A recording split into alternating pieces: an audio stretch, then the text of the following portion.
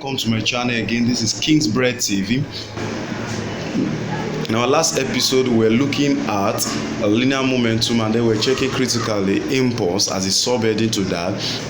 And then we have been able to deduce some of the formulas, and today we'll be solving an example on impulse.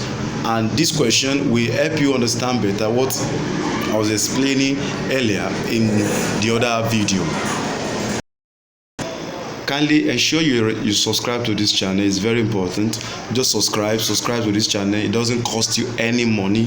All it takes is that it will give you notification of anytime I post a new video on this series or any other video at all, so that you can learn and be notified to time. And kindly share this video to your friends and those who might be needing the video. Thank you, and God bless you for that. Now let's dive into the example and solve it. It's a very simple example. Now, like I will normally tell my students, and if you are one of my students anyway, like I will normally tell my students that before you solve any problem, you read the question critically. When you read the question critically, you want to identify the parameters given in the question, and that makes physics so simple and interesting. All right, now the moment we identify the parameters, it will enable us to know which formula should we apply to the question. All right, and that will help us. So if you understand that, let's just go right away and solve the problem. Now let's read the question together. A ball of mass 5.0 kg hits a smooth vertical wall horizontally with a speed 2 meters per second and rebounds with the same speed. The question said determine the impulse experienced by the wall. Now if you take the question again, now you understand it very well. A ball of mass 5.0, so we have mass now, so we are going to write m equals to 5.0 kg. All right, let's put comma there. It's a smooth vertical wall horizontal with a speed. Now you see the word speed there, I've said it earlier in some of my videos that speed actually is equals to distance over time. All right, now which literally the unit for that should be kilometer per hour. Now but when you are converting, which I will still do a video on that, when you are converting, there's a way you can convert to meter per second, in which just ensure you subscribe to this channel. I'm going to do a video on that. Now so let's just go straight away. Now when it says speed with a speed 2 meters per second, what that talks in the context of what we are solving, it means that is its velocity. That's the final velocity, that is the speed with a speed, that is the speed it used to hit the wall. All right, it hits the wall. Now that speed is 2 meters per second. Now that's the final speed that hits the wall. Now look at the question. It said and rebounds with the same speed. Now what does that mean? That means there is a retardation. The wall rebounds, you can liken that to retardation. Very important, retardation. That is when something goes down the line. You know, it's just like in life when you say you have positive and negative. Somebody is progressing, some other persons are retrogressing. It's just like that, positive and negative. So the moment you hear the word retardation, it's like a returning back to rest. Now this kind of case, now we say okay, so we said v equals to 2 meters per second. Now initial velocity, now you know, is a rebound. When it hits the wall, it return.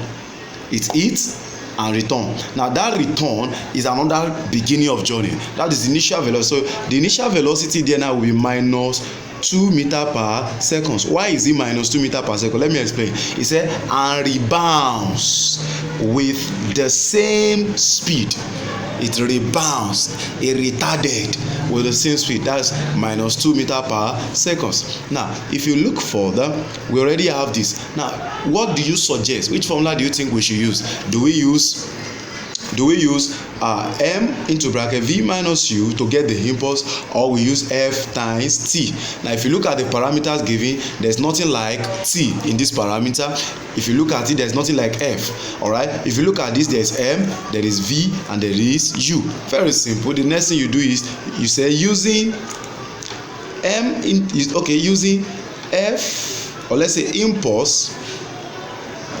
All right, impulse equals to f times t equals to m into bracket v minus u.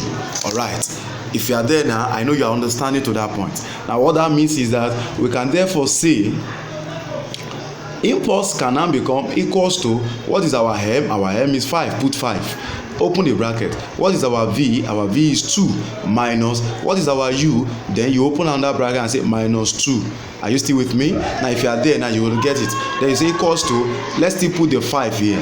Now you see, this is 2 minus, open bracket, minus 2 now, which means minus times minus is plus.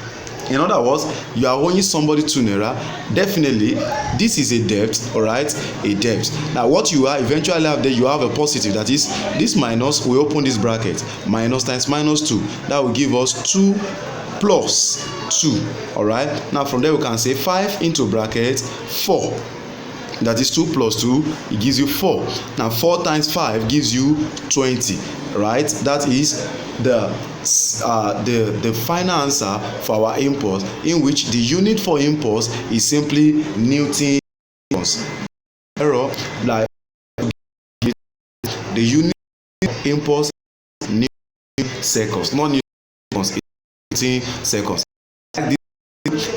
Like, subscribe to this channel. It's very important you subscribe so that you can get more understandable content like this. Thank you very much, and God bless you. Ensure to share the video.